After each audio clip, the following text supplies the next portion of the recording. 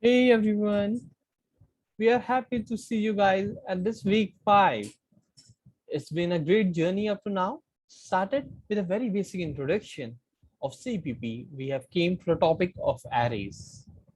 We hope that you have gathered some knowledge and get some learnings out of here. We believe that this streak is gonna continue with our new topic of arrays. So before actually gonna starting, I'm gonna describe a bit about this week and like how the classes will gonna be. So for this particular class, we are gonna have like a ratio of 40% and 60%, right? 40% would be the theoretical part that we are gonna cover through the slides like at this class, and remaining 60% would be actually be life practicals that we are gonna have by the side. So get yourself started and welcome to this streak of learning with week 5 arrays. So starting with what is an array? Now, rather than going to like all of these particular definition, on an overview, an array is actually a type of data type. Yeah, you got me actually right. Array is a type of a data type itself, or even you can consider it as a data structure for a more rigid module. Now, let's have a view what the definition says about it. An array in C or C++ or even in any programming language in the world is actually a collection of similar data items that are stored in contiguous memory location. So what this actually means? Over here, we are actually putting all the data items that have the similar data types, and all of this being saved in a continuous memory so that it can be accessed randomly throughout the program whenever there is a need. So they can be used to store collection of primitive data types such as int, float, double, char, and much more like double or any particular type. Even if you define your own data type particularly, you can get an array to particularly perform the task. Now, starting with how an array is declared. To declare an array in C++, there is a specific syntax or a specific set of rules that we have to follow as every other syntax do. So we're going to start with a type of name. So here at the part of name, you actually have to write the name that you wanted array of. For example, here I have started with a type where it is a data type. Let's say an array is storing all the data elements of integer type. For a real life example, if we are actually storing the roll numbers of the students in a class, then the type of the roll number would be int. For example, there are 18 students in a class, starting from name from alphabet E to alphabet Z. The first name is Ayush, having roll number 1. Ayushi, roll number 2. Ankit, roll number 3. And carrying on to Zuzia, roll number 18. As all of this roll number type is actually an integer, so we are going to use int as a data type of array while declaring. After type, there is name. What the name actually is. So for this case, as an example, we have taken ARR that actually represents array here, but we could name it to any possible name that we want. As of our previous example of roll numbers, if we are going to have saving the roll number, we could either use roll number at this place to save them, and then within the parameters, we are going to actually pass how much values they're going to be. Now, at this point, there's something which you all have to keep in mind. As for an example over here, you can see we have int ARR 10. That means the data type of this array is int, the name of this array is ARR, and the size is 10. Now over the part of size, you may can ask that if that is 10, what will it actually be? Now we are going to learn more about it accurately. So here we are actually going to define a structure through which an array is saved.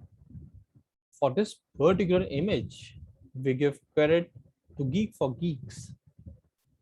Now here, as ARR is our variable, which is named as array variable or the name of the array. Under parenthesis, here is the index. So here we have to keep in mind that the indexing of an array is actually going to start with a 0. Yeah. So as of the previous slide, here as we have the size as 10, that means the total elements here will gonna be 11. It will gonna start like 0, 1, 2, 3, 4, 5, 6, 7, 8, 9, and 10. So indexing will always be starting from 0. Now we are gonna actually start with initializing an array. So there are various methods through which you can initialize an array over here. First, we are actually starting as an example. There is an array with name balance having the size 5 and the data type is double. So here the indexing starts with 0, 1, 2, 3, and 4, as we have in total 5 elements here. The first element is as defined, it is 1000.o, 2.o, 3.4, 17.o, 50.o. So why these will be saved? They're actually we're gonna save into a continuous memory like this, where the 1000 have the location of 0, that is like balance 0. 2.0 is actually at balance 1. 3.4 is actually at balance 2. 17.0 is actually at balance 3. And 50.0 is actually at balance 4. So now let's have how it look when we do it practically. So like before, okay, so like don't look at the code like right now at the very first, but we are going to actually duplicate this tab and start with a very basic program rather than going for that. Here at this, like for today's at this point of time, I'm actually going to use the GBT compiler, which is an online compiler that anyone can like use. We are actually going to put the link for this compiler in the description of the video so that it would be more convenient for you to find it. The reason behind using this compiler for me is it is online and completely web-based. Well, there are a lot more compilers that you can use, but this is like just of my personal liking that I use. That's why I'm using this. We're actually choosing a language as C. Now, okay, forget this all. For the very first, I'm gonna start with the array. Let's say we are gonna have an array row number as we discussed before. So first we are gonna describe its data type. That would be int, now space, and we have the array name as row. Now at this part of parenthesis, like what we have actually to go with this bracket is actually we have to write down the size of the array. So Like this is actually a limitation that while using array, you actually have to define like a size that how many elements will actually be gonna accumulate over there. So starting with it, let's not go with the size, but actually like start with some elements. So here I want to just like put some elements such as like row number 1, comma 2, comma 3, comma 4, comma 4 and comma 5. So here we have in total 5 elements.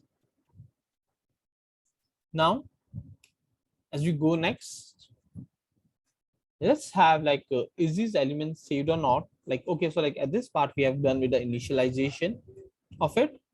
Don't forget the semicolon yet. So now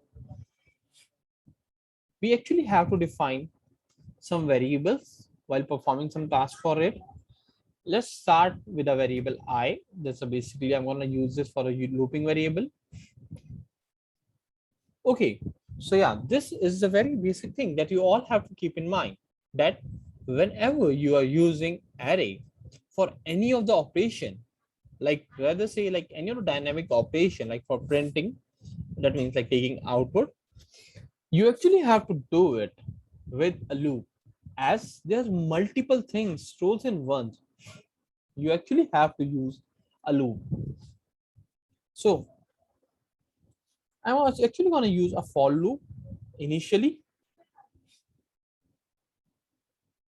I equals to 0. We are going to start it with 0, or you can start with any of the number that you like. I is less than like 4 or equal to 4. I plus plus. Starting the parenthesis, let's have it like C out. Now let's put roll and let's start with I. So here I'm just like gonna like put a return statement, then 0, and yeah, let's have it a run. Okay, so see, as you can notice in the output screen, we have 1, 2, 3, 4, and 5. So let's have an understanding that how it actually works. So here we have some already defined some values for the array. Is 1, 2, 3, 4, and 5. Now at the root, I actually just started with the 0th element, that is 1, then gone to the first element, that is 2, then the second element 3, third element 4, and respectively the fourth element we have 5. This is the way it is actually printed. Now we are actually okay, so like this on this part we have actually initialized it like by ourselves. But what if we have to take input from the user? Now let's see the second case. I'm just gonna comment this out. So as I have said before, for any of the operation, either input or output that you're doing dynamically in an array, you actually have to use loops. Now we are using the 1D array, so we are using one loop respectively. Like in the upcoming minutes, when we are going to have a look into a multidimensional array, we are going to use the respective loops and the operations as needed. So let's start for the input. Again, I will start a for loop again, or you can do any of the loop. Either you can use while or do while or any that you prefer. Well, do while would not be so much accurate for this, but yeah, while would work. And even you're free to use any loop of your liking. For like a lot of the competitive coding part, while loop is considered, as there we have to pass the test cases which are dynamically present. So starting with I equals to 0, I is less than or equal to 4, and I plus plus, don't forget this increment, starting the parenthesis, we are actually gonna see in, which stand for input. And now we have to put our array name, role, and we have to define it I, so that every like new would be included. Now over here, we actually have to like define or declare the loop over there, role, and let me give this a size of 5 or even 4 would work. And yeah, so now let's have a look how it actually works dynamically. Okay, I will just like do one more thing, like while viewing for a better view, I will just like put it a slash t over here. That would like actually like gonna like print all the things into the next line. Like okay, so like this is like particularly only like to like make it more better in terms of appealing and look. There's like no other motive behind this. So let's start with this. Okay, oh sorry, my bad. We just like included this and yeah, semicolon. So this really happens sometimes. You have to be careful regarding the syntax. So let's now enter the value, as we have to keep in mind that the like initial that the array that we have initialized is actually an integer type. So keep in mind you always use the integer value to input. Let's start with the value that we have inputted before. That's 1, enter 2, enter 3, enter 4, enter 5, and see, this is what we have. After this, the input is like we have completed the input, and here is the output as of the next loop. So here is how it's done on a runtime when you have to take input from the user. I hope this have cleared a bit doubts over all of your mind, and you have got a basic idea that how a array is being initialized and being used. So moving ahead with our next thing, here we have completed with the initialization of array. Starting next, the multi-dimensional array. Okay, so at this point, when you have noticed that at array we have actually used a one dimension, like okay, so like at this point where you can see like where we actually like define like the size of array, this is actually denoting the dimension that we are using, as we're like only defining the size to one, like let's say like there's just like one size is being there portrait. That means it's single dimensional array where we have to like store the linear elements, like elements of a continuous one streak. But when we have the multiple streaks out there, such an example is a matrix. So yeah, we are actually talking about the mathematical matrix that we all have seen. There we have two substances, like one is row and another one is column. At this point of time, we need a structure where we can store it. An array actually comes there for the use. Here, as an example that we have taken from the CPB EDU, which holds this credit, we're actually defining an array in terms of a table. Here, you can see at this diagram, we have represented a table. This is how you can assume an array is when it's come to two dimensions. Here we have two constants. One is row, as you can see above, and another one is actually a column that you can see vertically. So similar to the matrix, all of the columns here and the rows, like all of the columns and the boxes that you can see here in this table actually have a particular address in terms of array. Like for the first is 0, 0. Second one is 0, 1, 0, 2, 0, 3, 0, 4, 1, 0, 1, 1, 1, 2, 1, 3, and 1, 4. Similarly for 2, and so on, as much rows as we add or as much column as we add. Now, before actually starting this, let's perform some of the experiment with 1D array and switch to the multi-dimensional array. So let's again go back to our coding part. As we believe, just while practicing, you get a better idea rather than just reading theory. Here we are going to continue everything with practice by the time. So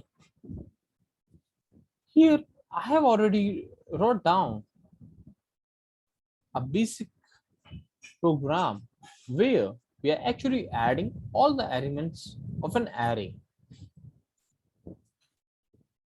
Here you can see I have an array with the name foo, that's FOO, and I have defined as constant as 16, 2, 77, 40, 12,000, and 71. I have defined some variables, that is I for the loop and total to actually gonna sum of all the elements.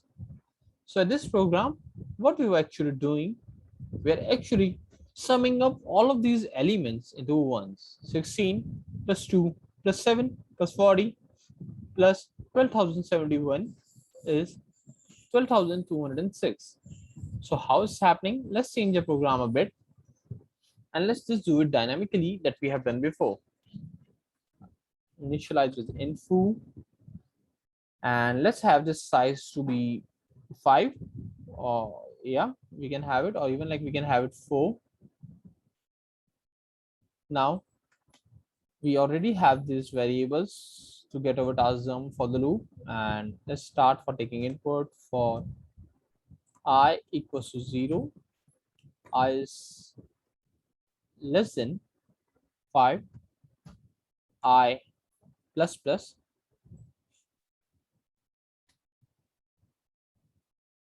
Now here let's have this as Cn as we are taking input,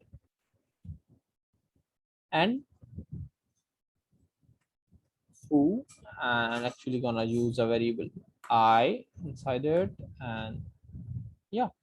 Now let's have a look, and like also like to like make it more like good in the terms of appealing and look. I'm actually gonna like put a constant of here like showing that it's a total. While all of the writing part like here that we write like within like C out or like any of the like the extra content like that we write, which is actually treated like just like as a common compound or a common variable. So you don't have to like write a lot over here, but while you are practicing it, like for actually like making your program in any of the company or like for any of the organization, we would highly recommend you to make it as user friendly as possible, because any another one like a person who have absolutely no idea about your program as you have written it is gonna see it. So it would be better for all of them. Now let's run it actually. So see, now actually I'm gonna put some like basic elements for us. Let's say start with 1, second is 2, 3, 4, 5, and here we have a total 15. So this is a basic operational program with 1D array. Now, as we are into the multi-dimensional array, as we discussed before, let's have a look at how we are going to actually do the work with it. And let's have a look how a multi-dimensional array is going to initialize before actually doing it practically right here. So this is how actually a multi-dimensional array is initialized. Like here is an example of what it actually means. For the simpler table, when we denote 1 and 3, that actually means the element at row 1 and column number 3, which is here. Now let's initialize the array and do it as we need. Now here actually we are going to use another interesting thing that you guys might notice soon. So here now I'm gonna like name this as MD or MDA, which is multi-dimensional array. and let's have it with 2 rows and 2 columns. Okay, either we can have it as much, but yeah, let's start with 202. So okay, now let's define some variables for the for the loop and the other task. So I'm going to use two initial variables over here, I and j.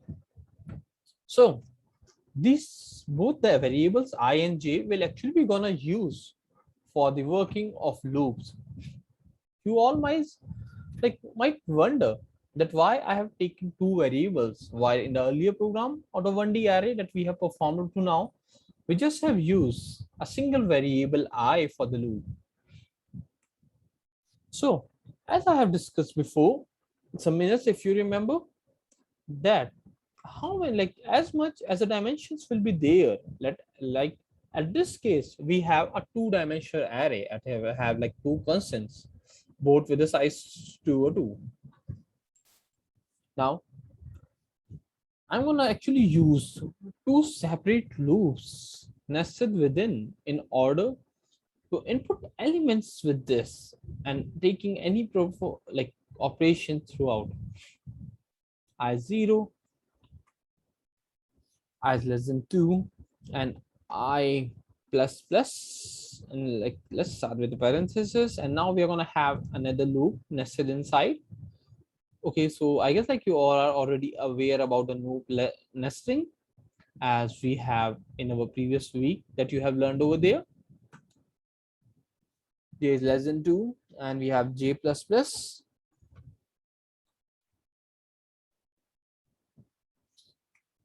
Okay, so guys, like while using this, keep in mind that like you use proper parenthesis, because sometimes it's a bit tricky, and as you know, compiler only do whatever we instruct, so it's a bit confusing for it, and like sometimes like it crashes the program. So we would highly recommend you to kindly use a proper like parenthesis or a proper syntax for everything, so that your program would look nicer, would be better, and would be efficient and easy, even more of that, easy to understand by anyone.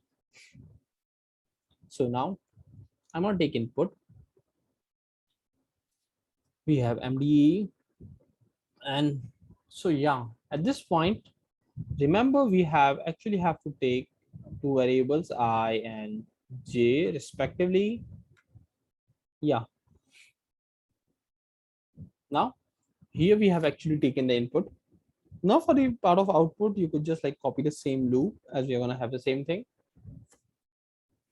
Just here you have to keep in mind that you just like have to change this, rather than input we're actually doing output.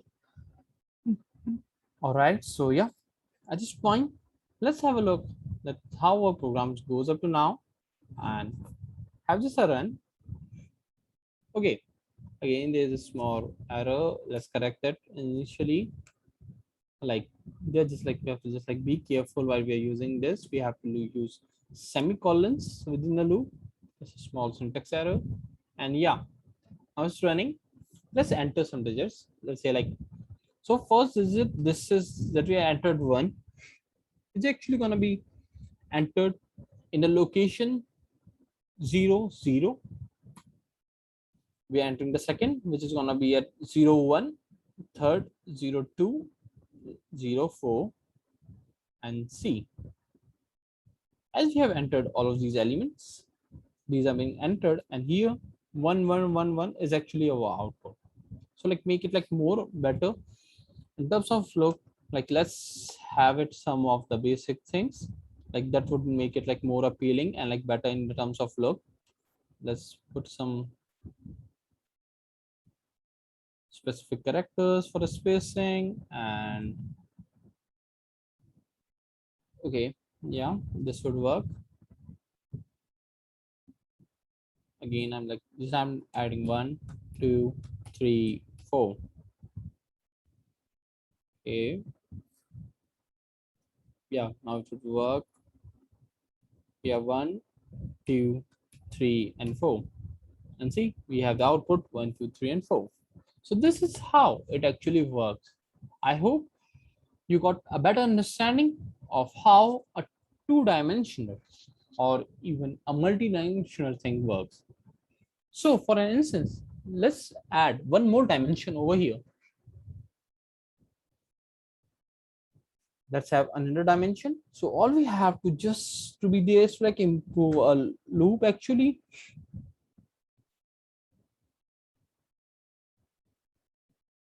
Now for k equals to 0, k is less than 2, k plus plus, start this, and let's not forget to actually add k here. This is the input, and similarly at the output statement we have to do something similar. And so here we actually want to put this, and rather than scene we're going to have it C out, jk. Don't forget to change these also, to put some spacing between them. All right, let's have it to run. Now I'm gonna add 1, 2, 3, 4, 5, 6, and 7, 8, and yeah. So see, here we have inputted it and we have the output. Now, there might be a question that can arise to each and every one of you.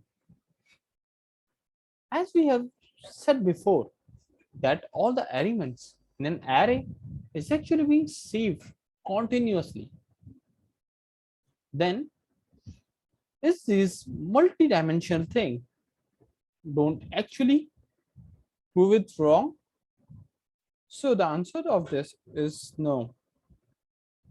All of these that you are seeing here in terms of like as this table is actually just a basic representation that how it will be looking, and this is only for a better understanding for you graphically, while computing in terms of the memory where it's been saved, it's been only saved as a continuous memory in a linear way. So you could actually say that an array is a linear type of data structure, as it is completely saved linearly, not in a way you are seeing it. Now, there might be some of the basic concerns or the questions that might arise to you. How can we delete an element? How can we find the size of an array? All of these questions we are going to learn in our upcoming classes. Why? We are going to have a hands-on learning by performing most of the operations that might you need while performing any of the tasks or by creating anything. Before actually switching to the next, let's do a basic question that we have to have a clear set, and that would help us to understand the operations that are done better. Correcting to the same program, let's have it as it was before for the two-dimensional thing. Okay, now this is just an input and output, but the real program, you not just have to do this only, but there would be a lot more things. So let's create a program of addition of two matrices. Yeah, like the similar matrix that you are all familiar of up to now, that you have used into your classes of mathematics. So let's drive down and create that program right now, so that we would make sure that we have on the right path and we have understood what we are targeting for. So here we actually have to have two matrices. Like at this problem statement, we are going to actually add two matrices together. Let's name this as M1 and let's name that as M2. Okay, so like at this point, we have to keep in mind some of the basic mathematical concepts to avoid the logical errors.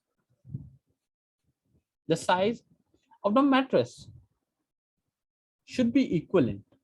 As we know, the number of rows and the columns in two matrices to being added must be equal. You have to keep in mind the same while making a program for it.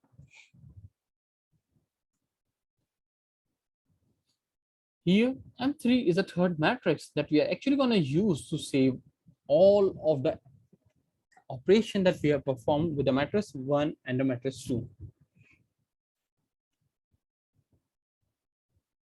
We have the three matrices. The way we have taken input for M1 similarly would be the way that we are going to like take input for M2.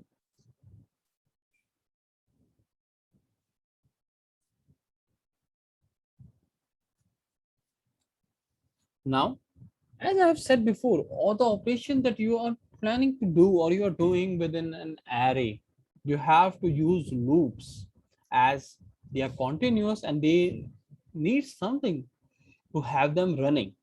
Let's have it as we have 3 M3, this is 202, and then like let's name it I and J for the looping variable equals to M1 IJ plus M2 IJ and we have this as an output. Let's have M3. So here, like let's run this program one and like see if like there is not any possible error that I made. So yeah, we've encountered a short error over here. They're saying like at line 27.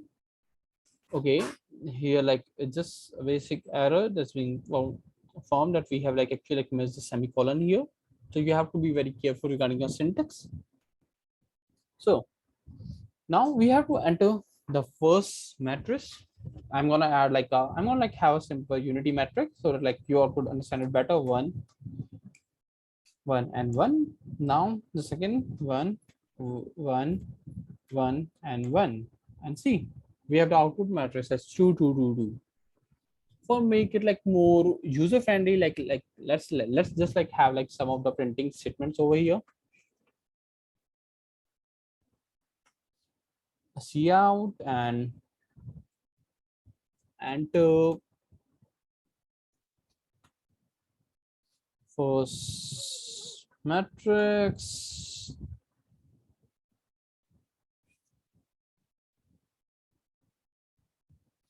Now the same as enter the second matrix.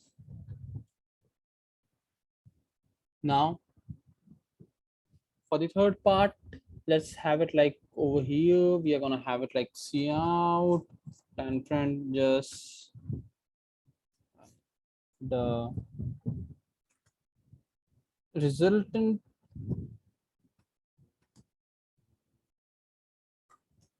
is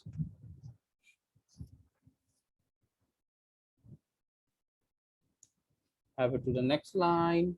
And now let's add one more thing. Like let's like after every input we have this and like let's run this. Now enter the first matrix, writing 1, 1, 1, and 1. Now enter the second matrix 1, 1, 1, 1. Now resultant matrix is 2, 2, 2, 2. So I hope you all have been clear with the basic operations. Like here we have made a program of addition of two matrices. Similarly, in the upcoming days, we are going to perform the various operations and actually going to use the array for a better instance. I will have a look at what importance and relevance it have in the terms of competitive programming and in the terms of software development. we are going to actually compare the matrix like all the arrays and its use to the various other options available. We are going to pass array as a parameter, and we are going to deep down into the various things to the upcoming time. I hope this has been clear up to now. Now, here are just like two small questions that we would highly encourage you to go through before looking towards the next. The first one would be write a program for multiplication of two matrices. Now, there is actually a twist over here that while performing a multiplication, don't do it right away like you do just like do the multiplication operation, but you also have to keep in mind the mathematical relevance of multiplication of two matrices, that how a row and a column is being accumulated. So keep in mind with that. Also, you have to write a program where you will take two array as input and do fundamental operations over them. So while you are doing any of these programs and you feel any difficulty or find any confusion or anything that we have covered up to now you have confused with, feel free to join us for the office hours. Don't forget to comment below of any of your questions and we would be happy to answer them. Also, we will provide you for the office hours according to your comments at the video. So just for a small recap of today, we started with what is an array, basic syntax, declaration, initialization. We started with the first type of a single dimension array, which is a 1D array, actually a linear array, where we have performed some specific task over it, like addition of all the elements. We have actually seen that how we're going to take input, how we are going to present output using loops of an array. Then we actually started with a two-dimensional array, like first clarifying with what is a multi-dimensional array, and as an example we started with a two-dimensional array, grab some practical programs over it, tried a 3D array besides of 2D, and also created a program for the addition of two matrices. Now, I hope you all have a basic idea that how operations are performed. We hope to see you in the next video. Don't forget to share this video if you find this interesting or if you find this worthy enough to share. Happy learning. See you in the next one.